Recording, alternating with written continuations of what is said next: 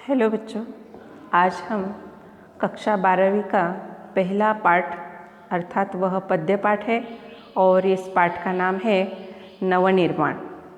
यह नवनिर्माण यह जो पाठ है, इस पाठ में आज हम यहाँ पर लेखक परिचय और जो पाठ दिया गया है उसकी जो विधा है वो विधा कौन सी है आदि के बारे में भी हम जानकारी आज यहाँ हम लेंगे। नवनिर्माण यह पाठ जो है वो त्रिलोचन जी द्वारा, त्रिलोचन इनका लिखा हुआ है, जिनका यहाँ पर पूरा नाम जो है वो वासुदेव सिंह के नाम से वे जाने जाते हैं, जो कि मैंने अभी आपको यहाँ बताया कि नवनिर्माण इस पाठ के लेखक जिनकी यहाँ पर फोटोग्राफी दी हुई है और उनकी कविता का जो अंश है वो भी यहाँ हम देखेंगे।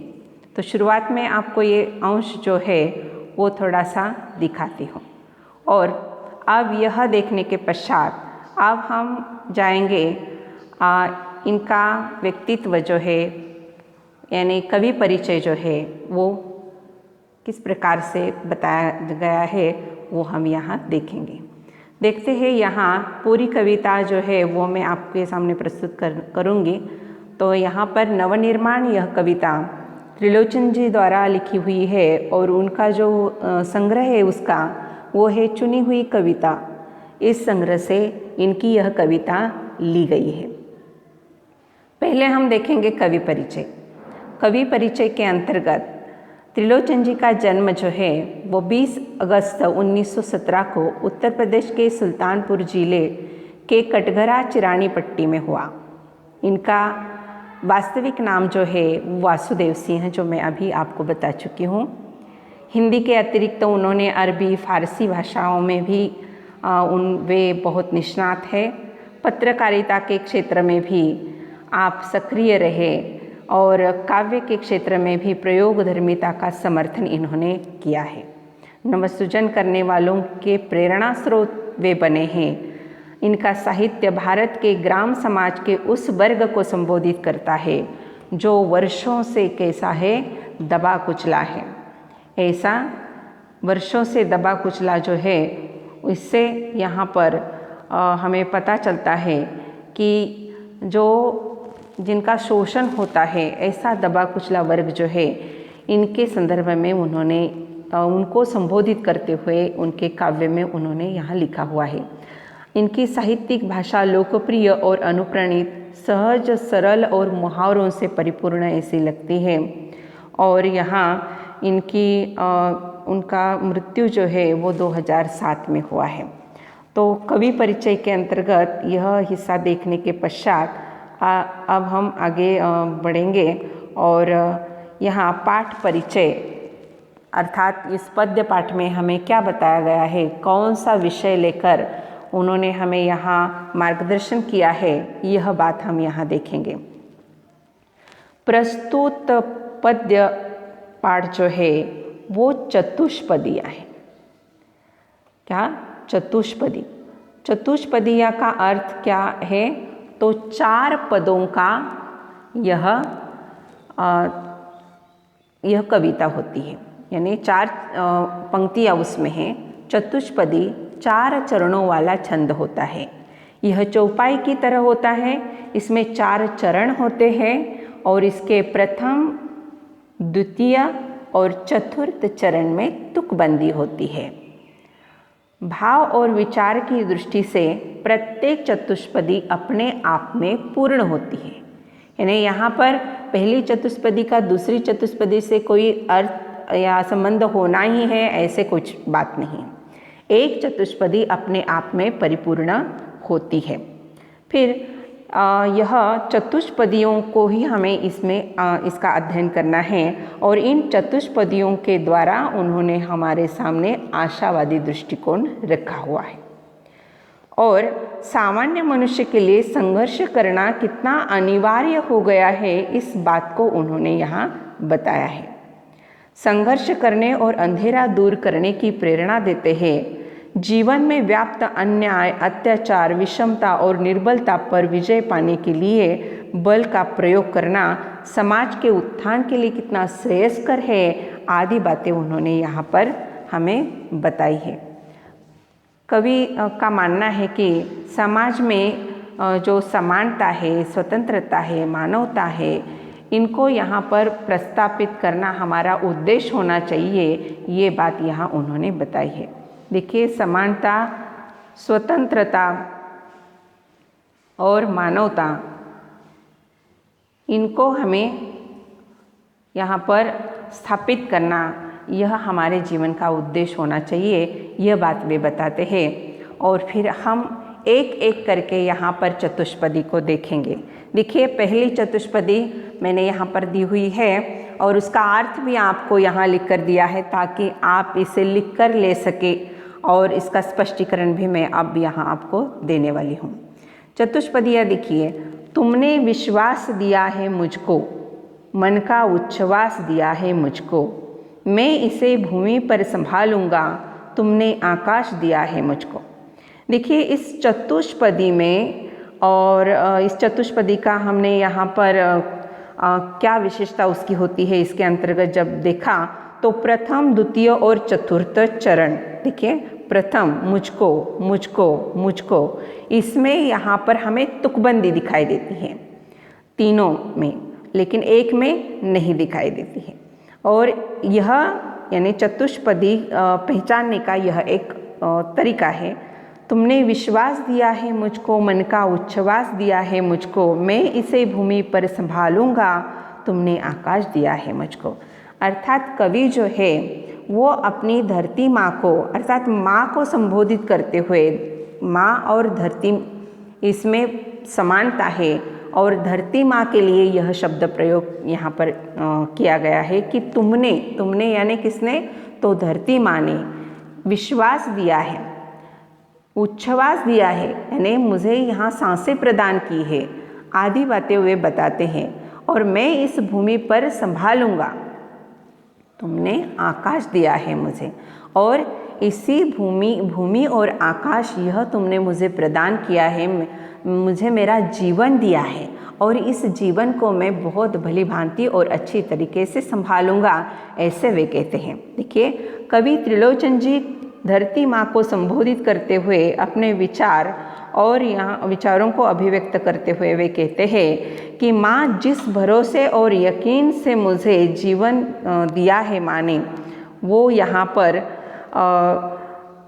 उस भरोसे को मैं तोड़ना नहीं चाहता। भरोसे और यकीन के साथ मुझे जीवन दिया है और गहरी सांसें लेने में मुझे समर्थता प्रदान की है।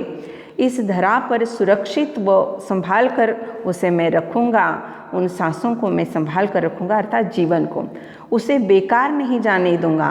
आज मुझे जो खुला आसमान मिला है, जीवन के आज़ादी का सुनहरा अवसर मिला है, इसका मैं सदुपयोग करूँगा। जीवन को सफल और सार्थक बनाने के लिए सदैव प्रयासरत रहूँगा। अर्थात देखिए, कवि त्रिलोचन जी इस धरा अर्थात धरती माँ को संबोधित करते हुए कहते हैं कि तुमने मुझे एक नया विश्वास दिया है, एक भरोसा दिया है कि माँ अपने मन में ठंडी ठंडी या गहरी सांस लेने का सामर्थ्य तुमने ही मुझे दिया है। मैं इस भूमि अर्थात धरा पर तुम्हारी इस धरोहर को हमेशा सुरक्षित संभाल कर रखेंगे, क्योंकि तुमने यह खुला आकाश मुझे दिया है। हम मनुष्य इसी धरती से जुड़े हैं और यहीं से हमें अपने लक्ष्य की प्राप्ति भी यहाँ होती है। तो यहाँ इस प्रकार से पहला पद जो है, इस पहले पद को हम देख चुके। अब अगला पद देखते हैं, यानी चतुष्पदी। सूत्र यह तोड़ नहीं सकते हैं, तोड़ कर जोड़ नहीं सकते हैं। सूत्र यह तोड़ नहीं सकते हैं, तोड़ कर जोड़ नहीं सकते हैं। व्योम में जाए, कहीं भी उड़ जाए, भूमि को छोड़ नहीं सकते हैं। अर्थात हम जिस सूत्र से बने हुए हैं, अपने रिश्ते नाते सगे संबंधी जो भी एकता है या जहाँ पर भी हम कार्यरत होते हैं, हमारा संबंध सभी के साथ बहुत अच्छी तरीके से होना ज़रूरी है। एक सूत्र में हमें बंधना है। जब हम एक सूत्र में बंधते हैं तो हमारी ताकत जो है वो एकता उसे हम कहते हैं, वो बढ़ती है। तो सूत्र यह तोड़ नहीं सकते हैं, तोड़कर जोड़ नहीं सकते हैं। ये भी बात सही है कि टूटी हुई बात को हम फिर से जोड़ने का प्रयास करें तो वो शायद जुड़ सकेगी, लेकिन वो उतनी सफाईदार नहीं लगेगी, उतनी पहले जैसी नहीं लगेगी। जैसे कि रहीम का एक दोहा है, देखिए, रहीमन धागा प्रेम का मत तोड़ो चटकाए, टूटे से फिर न जुड़े, जुड़े पर गांठ पड़ जाए। तो यहाँ पर धागा जो है वो विश्वास है, प्रेम है, एकता का जो ये धागा है, या धागा यानी सूत्र, जो यहाँ सूत्र शब्द है वो यहाँ क्या है कि धागा है, सूत्र यानी धागा। और यह धागा टूटने से फिर जोड़ने की हम कोशिश करते हैं, जुड़ जाता है वो, लेकिन बीच में गांठ पड़ जाती है। वो रहीम ने भी अपने दोहे में बताया था। वही बात हमें यहाँ देखने को मिलती है कि तोड़कर जोड़ नहीं सकते हैं हम उसे। देखिए, पत्ता कोई होता है, पेड़ से तोड़कर फिर जोड़ना बिल्कुल असंभव ही है। व्योम में जाए, कहीं पर भी उड़ जाए, भूमि को छोड़ नहीं सकते हैं। यानी आप कितनी भी तरक्की कर लो, कितने भी ऊंचे आसमान में उड़ो, आप कहीं पर भी जाओ, लेकिन अपनों को कभी मत भूलो। ये बात जो है, यानी भूमि को कभी मत छोड़ो, पैर ज़मीन पर ही रखो। और हम इस प्रकार से अलग नहीं हो सकते हैं, धरती से हमें जुड़ना ही है। यही बात अब हम विस्तार से देखेंगे। कवि कहते हैं कि जीवन में रिश्ते, प्रेम संबंध, बंधनों को हमें अहमियत देना चाहिए। प्रेम और रिश्तों के बंधन का धागा नाजुक होता है और इसे तोड़ने के बाद हम उसे जोड़ नहीं सकते हैं। इसीलिए संबंधों की अहमियत को समझना चाहिए। जिसे तोड़कर हम जोड़ नहीं सकते तो उसे तोड़ने का भी अधिकार नहीं है। धागा एक बार टूट जाता है तो लाख प्रयास करने पर भी पूर्ववत नहीं जुड़ता है। जीवन में सफलता पाने के लिए, कामयाबी के लिए यही बात हमें, कहीं भी आप चले जाए लेकिन हमें वहाँ वापस आना ही है। हमारे सामने खुला आकाश है, भले ही असीम आकाश स्वच्छंद उड़ान भरे, यहाँ की धरा से हमारा लगाव, आत्मीयता, जुड़ाव ज्यों का त्यों बना रहेगा। दरअसल धरती से जुड़कर ही मनुष्य लक्ष्य को प्राप्त कर पाता है। और यहाँ पर यही बात उन्होंने बताई है कि तुम्हें बहुत, यानी आप बहुत बड़ी बड़ी ऊंची उड़ानें ले सकते हैं, लेकिन धरती को यहाँ पर कभी मत भूलना। सूत्र यानी धागा, जिसे आप डोरी भी कहते हैं। फिर एक बार मैं आपको ये बताती हूँ, जिसमें हम सब बंधे हैं। इसे हम इतनी आसानी से तोड़ नहीं सकते। अब वह चाहे प्रेम, आपसी रिश्ते या एकता का जो भी चाहे उसे तोड़, यानी इन बातों को हम तोड़ नहीं सकते हैं। अर्थात कोई भी फैसला लेने के पहले कई बार हमें विचार करना है। व्योम यानी अंबर, इसे खुले आसमान या आकाश में कहीं भी आप चले जाओ, परंतु इस भूमि को छोड़कर कहीं जा नहीं सकते हो। हमें इसी भूमि पर अपनों के साथ रहना है। अहंकार किस बात का, क्रोध पर संयम रखें और विश्वास रखें। और इसी प्रकार से हम अपनी धरती माँ को कहीं छोड़ नहीं जा सकते। यही बात उन्होंने यहाँ हमें बताई है। अब अगला पद जो है, इस अगले पद की तरफ हम जाएंगे। और इस अगले पद में कवि त्रिलोचन जी ने क्या बताया, देखिए। सत्य, यहाँ पर पहली दो पंक्तियाँ मैं बताती हूँ। सत्य है राह में अंधेरा है, रोक देने के लिए घेरा है। क्या सत्य है? सत्य है राह में अंधेरा है, परंतु देखिए रोक देने के लिए घेरा है।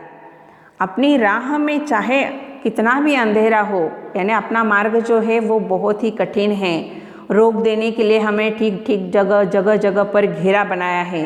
घेरा यानी गड्ढा, इसे हम कह सकते हैं। ऐसा गड्ढा वहाँ पर बनाया गया है, घेरा हमें डाला जाता है, संकट हमारे सामने आ जाते हैं। ये बात सत्य है, सही है, लेकिन काम भी और तुम करोगे क्या, बढ़ चलो सामने अंधेरा है। और ऐसे में इस प्रकार हर बात में तुम्हें रोकने के लिए कोई ना कोई संकट तुम्हारे सामने है, और ऐसी स्थिति में तुम करोगे क्या। तो तुम्हें करना क्या है, बस यही करो, बढ़े चलो, आगे चलते रहो, कभी ना कभी ये अंधेरा छट जाने वाला है। और यही बात इस यहाँ पर भी हम देखेंगे पूरे विस्तार के साथ। कवि कहते हैं कि यह सत्य है कि जीवन की राह में अंधेरा है, अर्थात जीवन पथ संघर्षमय है। वो कैसा है, संघर्षमय है, कठिन है, अड़चनों से भरा हुआ हमारा जीवन का मार्ग है। अनेक समस्याएं हमारे सामने बाधा रुकावट बनकर आती है, पर हमें हताश और निराश नहीं होना है, बल्कि डटकर सामना करना है। हमें काम भी यानी जिम्मेदारी है, कार्य है, हमें काम भी है, जिम्मेदारी को भी हमें पूरा करना है, दूसरा कोई उपाय भी नहीं है, इसीलिए सदैव आगे बढ़ते चलना है। कौन सी बात बताइए, सदैव आगे बढ़ते रहना है। जीवन के पथ के अंधेरों और कठिनाइयों का सामना साहस के साथ करना है, कठिनाइयों के डर से हार नहीं माननी है। यहाँ पर कवि का आशावादी दृष्टिकोण जो है वो प्रस्तुत होता है। तो कितने भी चाहे संकट हमारे मार्ग में क्यों ना आए, लेकिन उनका हमें डटकर मुकाबला करना है, यही बात इस चतुष्पदी के द्वारा त्रिलोचन जी बताते हैं। अब अगली चतुष्पदी हम देखेंगे, बहुत ही सुंदर चतुष्पदी है। देखें, बल नहीं होता सताने के लिए, वह है पीड़ित को बचाने के लिए। बल नहीं है तो बल बनो सबके, उठ पड़ो और न्याय दिलाने के लिए। तो बल यानी शक्ति, ताकत, हमारी जो शक्ति है, ताकत जो है, हमारा जो बल है, इस बल को आप दूसरों को सताने के लिए, दूसरों को परेशान करने के लिए उसका उपयोग बिल्कुल भी नहीं करना है तुम्हें। तो यहाँ कवि ने कहा है, कवि कहते हैं कि ताकतवर शक्तिशाली मनुष्य, ताकतवर और शक्तिशाली मनुष्य अपने बल या शक्ति का प्रयोग करके कभी किसी को सताने के लिए या परेशान करने के लिए वो उसका प्रयोग ना करें, बल्कि दुखी, त्रस्त, पीड़ित, सहायत, जिसकी हमें सहायता करनी है, असहाय लोगों की और पीड़ितों को हमें संरक्षण देना है। अगर तुम्हारे पास बल है, शक्ति है, तो उस बल का बहुत अच्छी तरीके से आप प्रयोग इसी प्रकार ही कर सकते हैं। उन्हें असहाय और दीन दुखियों का सहायक अर्थात सहारा एवं ताकत उनकी बनो। ऐसे लोगों की तुम्हें ताकत बनना है। पीड़ितों को न्याय दिलाने के लिए ताकतवर लोगों को सदैव प्रयास यानी इस प्रकार का प्रयास करना है, जिससे कि समाज में कोई भी दुख न रहे, किसी के भी साथ अन्याय न हो पाए। यहाँ पर कवि का समाजवादी समानता का दृष्टिकोण अर्थात समाजवादी दृष्टिकोण जो है वो यहाँ हमें दिखाई देता है। तो इसी प्रकार यहाँ ये पद होने के पश्चात हम अगली चतुष्पदी देखते हैं। यहाँ प्रीति की राह पर चले आओ, नीति की राह पर चले आओ, वह तुम्हारी ही नहीं सबकी, गीति की राह पर चले आओ।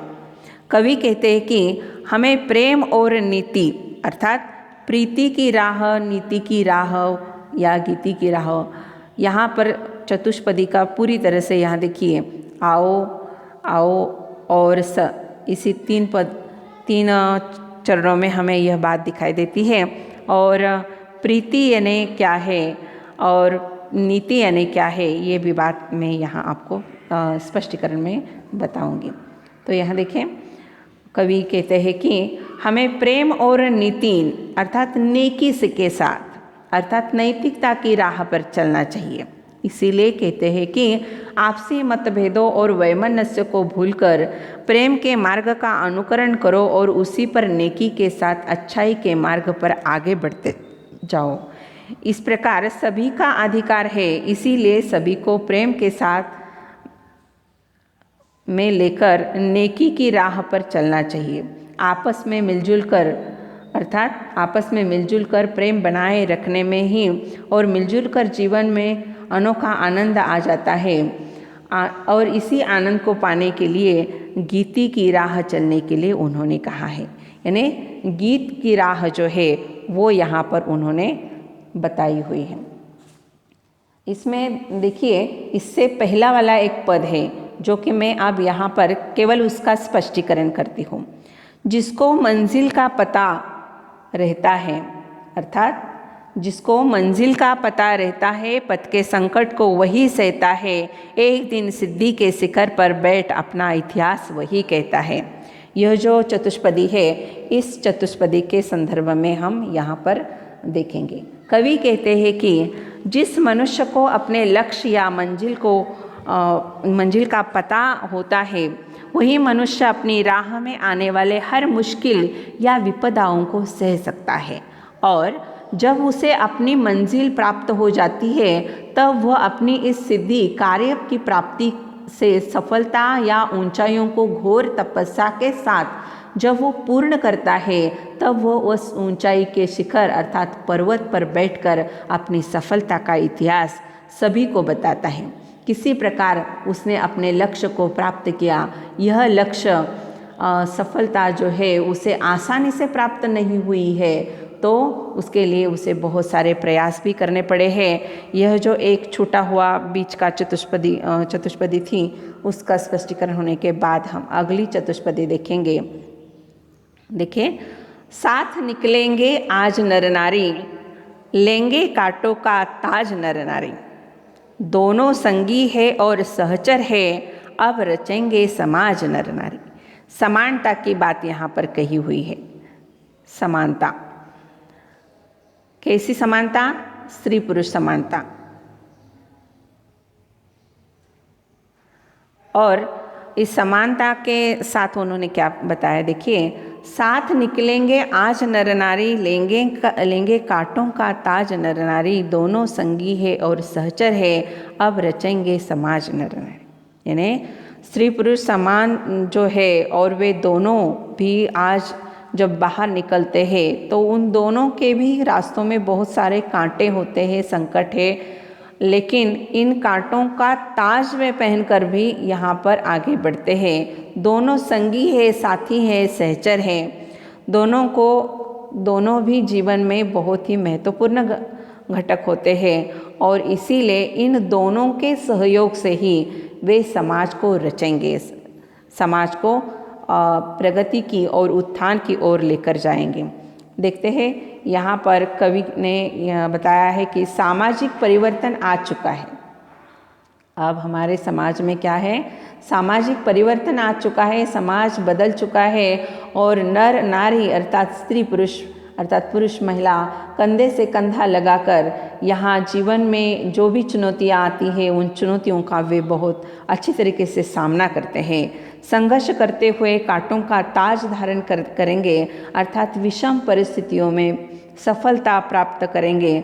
दोनों साथी है, दोनों जो है वो मिलकर जीवन जीने का वचन वे यहाँ पर देते हैं और इसका निर्वाह वे करते हैं। समाज का नवनिर्माण व और विकास नर नारी दोनों के द्वारा ही यहाँ पर होता है। और विस्तार से मैं यहाँ यह बात बताती हूँ, पति पत्नी दोनों मिलकर काम करें, वे एक दूसरे के पूरक बने, तभी घर स्वर्ग बन सकता है। कवि ने प्रगतिशीलता के सामाजिक परिप्रेक्ष्य में स्त्री पुरुष दोनों को समान स्तर प्रदान किया है। दोनों के एक साथ होने पर श्रम एवं संघर्ष से ही इस तुच्छ मानसिक रोगग्रस्त समाज को सुधारना एवं विकसित किया जा सकता है। अर्थात इस प्रकार से यह तुच्छ मानसिकता आप मन में ना रखें कि स्त्री कुछ नहीं कर सकती, तो यहाँ पर दोनों भी अगर समान रूप से यहाँ पर अपना कार्य करते रहेंगे तो यहाँ अपना समाज सुधार के लिए और उसे विकसित करने के लिए जो गुंजाइश है वो बहुत अच्छी तरीके से यहाँ पर हमारे सामने आ सकती है। अब हम अगला और अंतिम चतुष्पदी जो है वो देखते हैं। वर्तमान बोला अतीत अच्छा था, प्राण के पथ का मीत अच्छा था, गीत का भविष्य गाएगा, यूँ अतीत का भी गीत अच्छा था। तो देखिए यहाँ वर्तमान अभी का समय जो है, वर्तमान बोला अतीत अच्छा था, अतीत यानी भूतकाल जो है वो अच्छा था। और प्राण यानी जीवन, अपने जीवन के पथ पर मिलने वाले मित्र यानी दोस्त जो है वो अच्छे थे। गीत मेरा भविष्य गाएगा, यूँ अतीत का भी गीत अच्छा था।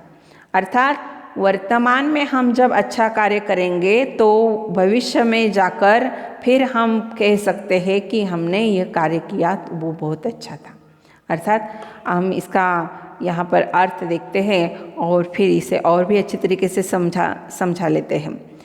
तो यहाँ पर इसका अर्थ देखिए, कवि कहते हैं कि संघर्ष करते समय मनुष्य को अतीत का जीवन यानी भूतकाल जो है, इस भूतकाल का जीवन अपने अर्थात पूर्वजों का जीवन अच्छा लगता है। यानी हम सहजता से कहते हैं पहले वाले लोग जो थे बहुत अच्छे थे, उनको बहुत अच्छे तरीके से किसी भी प्रकार से केमिकल युक्त खाना नहीं खाना पड़ता था और उनका जीवन भी बहुत सेहतमंद होता था। लेकिन आजकल ऐसे नहीं। अर्थात ये बातें हम पूर्वजों के बारे में कहते हैं कि अतीत अच्छा था। इसके संदर्भ में मैंने थोड़ा सा आपको यहाँ पर बताया है कि उन्हें लगता है कि पूर्वजों को उनकी अपेक्षा कम संघर्ष करना पड़ता था, हमें ही ज़्यादा संघर्ष करना पड़ रहा है, उनको उतना संघर्ष नहीं करना पड़ता था। उनका जीवन सुखमय था, उनकी अपेक्षा कम मेहनत करना पड़ता था। बेशक प्रतिदिन चुनौतियाँ बढ़ती जा रही है। सही है ये बात, पहले की अपेक्षा चुनौतियाँ और भी बढ़ती जा रही है, कठिनता आ रही है। ये हम देख ही रहे हैं कि आजकल कोरोना की स्थिति है और लोगों को जीना कैसे यहाँ पर मुश्किल भी होता जान पड़ता है, वो भी हम देख रहे हैं। जीवन पथ के साथी भी अच्छे थे, वे बखूबी साथ निभाते थे। और उस समय जो जीवन पथ पर जो मित्र मिलते थे वे भी उनका साथ निभाते थे। उनके बीच सामंजस्य था, प्रेम था, एक दूसरे के प्रति त्याग और समर्पण का भाव था। बेशक वर्तमान में उनका अभाव या कमी है,